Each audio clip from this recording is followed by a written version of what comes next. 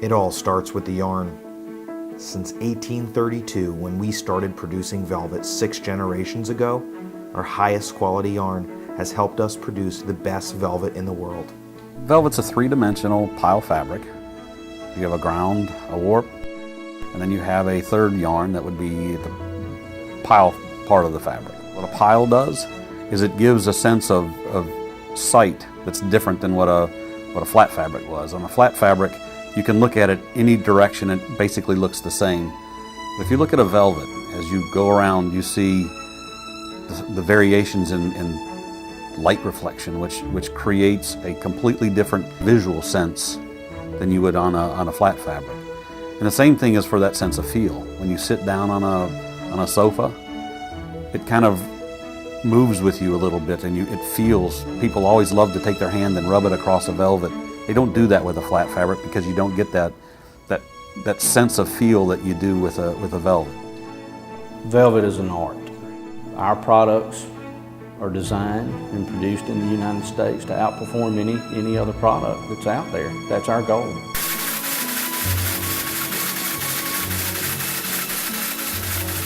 We weave the fabric, the threads, between one support and the other, building in such way a mattress that later on is going to split by knife in the middle, and by doing so, then you end up with 2 mirror pieces that have protruding threads, which provide the nap or the softness of the velvet.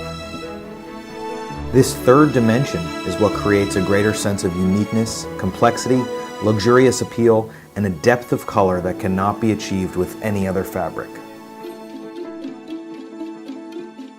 The production of velvet is inherently more difficult than a typical flat fabric because you have different yarns.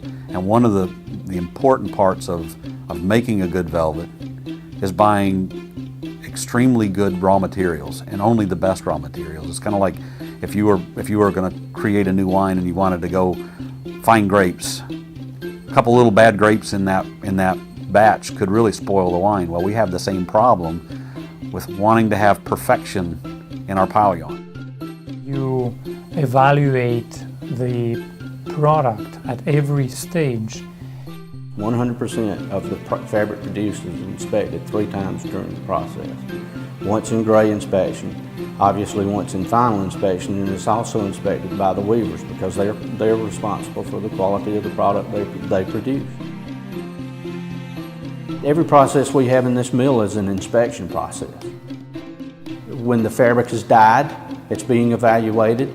When it's dried, we have people that are looking at the fabric as it's coming out of the drying ranges as well as when it goes into the drying ranges. So even though we do a 100% inspection 3 times in our process, it's not really a totally accurate statement. We're inspecting the velvet throughout every process. Our standards are impeccably high because they have to be. Our goal is to deliver the precision, craftsmanship, and serviceability that our customers have come to expect from a J.B. Martin product. At first glance, when you see a velvet sofa, you go, oh my God, it's very delicate. It could mark, it could bruise. But actually, I think a velvet sofa is very serviceable. The marking, the bruising is all part of the patina that one appreciates in a fabric. If there's a spill, it can be easily blotted away. The velvet has a stain repellent already in it, and it will allow the stain to bead up. If you can just blot that away, I think that's your first best bet.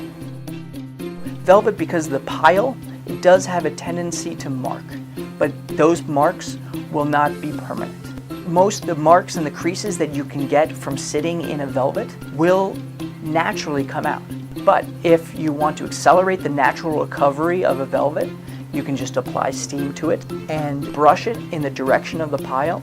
The pile will want to recover to its natural state. For nearly 2 centuries, J.B. Martin has been manufacturing velvet for every application imaginable, from the thrones of kings to the finest theaters in the world and the top fashion runways to the sofa in your home. Our velvet is manufactured with the highest possible standards and has been since 1832.